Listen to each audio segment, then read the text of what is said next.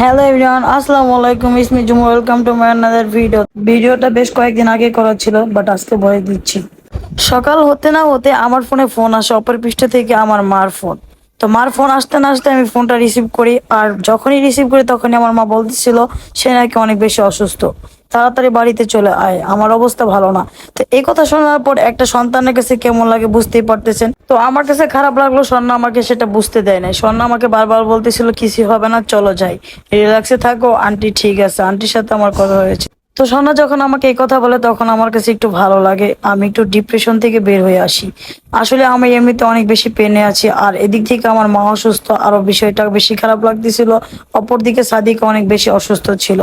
তো সব মিলে আমার অবস্থা একবারে বেশি নাজেহাল হয়ে যায়। আর এইদিকে দেখতেই পাচ্ছেন স্বর্ণা কি করছে, ফুল নিছে, ফুল নিয়ে ওরা ঢুকতে দিচ্ছে না, আর ওইদিকে ওই লুকায়া পকেটে নিচ্ছে। যাই হোক, ওর সাথে একটু দুষ্টুমি করতেছিলাম, আর এদিকে আমার মুড একবারে বেশি খারাপ ছিল, আর এই জন্য স্বর্ণা ক্যামেরাটা হ্যান্ডেল করেছিল। অ্যাকচুয়ালি আজকে আমার ভিডিও করার কোনো মুড ছিল না, আর স্বর্ণা এদিকে বলতেছিল যেহেতু আমরা যাচ্ছি চলো একটা ভিডিও করে রাখি, একটা ভিডিও হয়ে থাকবে আমাদের। তো আজকে ভিডিওটা ওই করেছিল, আমার কোনো ইন্টারেস্টে ছিল না। এদিকে আমি ম্যাটেরিয়াল উঠে পড়ি, আর এখন পর্যন্ত আমি বুঝতেছিলাম না বাড়িতে কি অবস্থা হচ্ছে। বুঝতে না পারলে আমার মুডটা অটোমেটিক কেন জানি বারবার খারাপ হয়ে যাচ্ছিল। আমার কাছে একবারই ভালো লাগতেছিল না, অস্থিরতা কাজ করতেছিল কখন বাড়িতে যাব। আর এদিকে সময় আমার যাচ্ছিলই না, এত পরিমাণে ভিড় ছিল ম্যাটেরিয়ালে, মানে অবস্থা একবারই খারাপ, দেখতেই পারতেছেন। তো এইখান থেকে আমরা ম্যাটেরিয়ালে করে সচিবালয়ে চলে আসি, আর সচিবালয় থেকে আমরা একটা গাড়ি নিয়ে চলে যাবো একবারে পাঁচচর। পাঁচচর থেকে আমাদের শিবচরে চলে যাব। তো এখান থেকে যেহেতু আমাদের সহজে যেতে পারবো, জ্যামজট লাগবে না তেমন, সেজন্য আমরা মেট্রো রেলে চলে আসি। আর দেখতেই পারতেছেন কত মানুষ আছে। বলে নামার পরে দেখি এত পরিমাণে রোদ আর এত পরিমাণে গরম, অবস্থা একবারে খারাপ হচ্ছিল। আর এদিক থেকে আমার মনে হচ্ছিল মেট্রো রেলে আমরা ভালো ছিলাম, এসির ভিতরে অন্তত। আর এদিকে মনে হচ্ছে রাস্তা থেকে ফুল করতেছে আগুনের। তো কি আর করা, যেতে হবে, তো আমাদের কষ্ট করে যেতে হবে, যেহেতু গাড়ি নেই, গাড়ি ছাড়া যেতে হলে তো কষ্ট করতেই হবে। তো যাই হোক, এটা মজা করে বললাম। আর এদিক থেকে আসার পর আমরা বাসে উঠে পড়ি, আর বাসে ওঠার পরে আমার কাছে আরো বেশি গরম লাগতেছিল, দেখতেই পারতেছেন বাসের অবস্থা একবারে খারাপ, আর একবারে লো ক্লাস বাসটা ছিল। আগে যখন এই রাস্তা দিয়ে বাড়িতে যেতাম, আর এই রাস্তা থেকে জানালাটা খুলে এত পরিমাণে বাতাস লাগতো আর এত পরিমাণে ভালো লাগতো যেটা বলার বাইরে।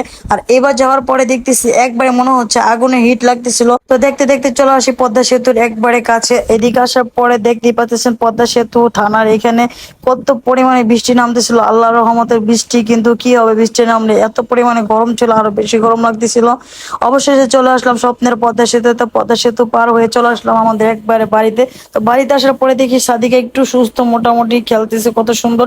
তো রুমে আসার পরে এরকমটা দেখবো এটা কখনো এক্সপেক্ট করিনি। আমার আম্মুর অবস্থা একবারে বাজে ছিল। তো আমি এদিকে নিয়ত করে আসছিলাম আম্মুকে, সাদিকাকে আমি ঢাকা নিয়ে আসবো যাওয়ার পর। আর এদিকে আসার পরে এত পরিমাণে অসুস্থ আম্মু, আম্মুর অবস্থা এত পরিমাণে খারাপ হয়ে যায় যে কারণে আম্মুকে না নিয়ে চলে আসতে হয়েছে সাদিকাকে নিয়ে।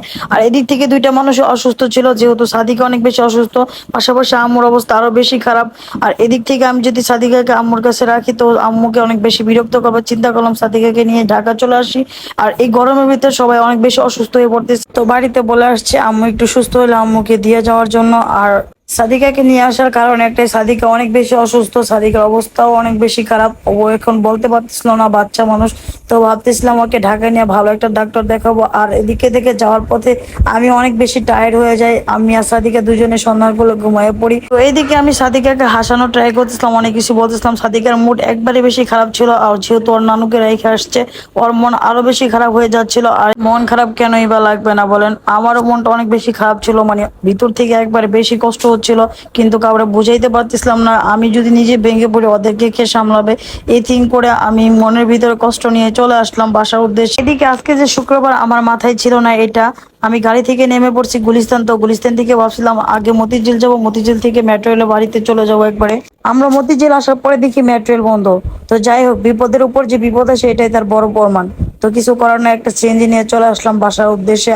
তো বাসায় আসার পর বিকাল হয়ে যায়, বিকালের পর সাদিকা একটু ঘুমায়, আর সন্ধ্যার দিক থেকে ওর বাসায় চলে যায়, আর আমি একাই হয়ে যায় বাসায়। যেহেতু আমি সাদিকাকে নিয়ে বাসায় একাই ছিলাম, আমি বুঝতেছিলাম না সাদিকার প্রবলেমটা। আর এদিক থেকে সাদিকার অবস্থা অনেক বেশি খারাপ হয়ে যাচ্ছিল।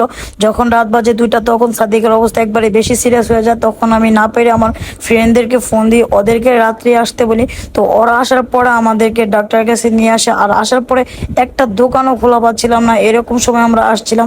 এত রাত্রে কোনো ফার্মেসি আমরা খোলা পাই না, আর মেডিকেলে নিয়ে যাওয়ার পর বলতেছিল ওকে অ্যাডমিট করার জন্য। আর আমি চিন্তা করছিলাম এখন অ্যাডমিট করলে আমরা কিভাবে কি করব, তো বুঝতেছিলাম না। যেহেতু অনেক বেশি কাশি ছিল, নিঃশ্বাস নিতে কষ্ট হচ্ছিল, সেহেতু আর আমরা অ্যাডমিট করি নাই। অনেক খোঁজাখুঁজির পরে একটা ফার্মেসি খোলা পায়, এদিক থেকে ওকে গ্যাস দিয়ে আমরা বাসার দিকে নিয়ে যাই মেডিসিন কিনে। এদিকে এখান থেকে কাজ শেষ করতে করতে আমাদের অলমোস্ট 3:30 বেজে যায়। আর তো এদিক থেকে ওরা ওদের বাসায় চলে যায়, আমরা আমাদের বাসায় চলে আসি। আর এদিক থেকে তাইসুকে আমি আমার বাসায় নিয়ে আসি, যেহেতু সাদিক অনেক বেশি সিক, আমি একা একা পারবো না, সেজন্য ভয়েস দিতে গিয়ে নিজের অজান্তে চোখ দিয়ে পানি পড়ে যায়। প্রিয় মানুষ অসুস্থ হলে কেমন লাগে সেটা একমাত্র তারাই বোঝে, যাদের প্রিয় মানুষজন অসুস্থ হয়ে পড়ে।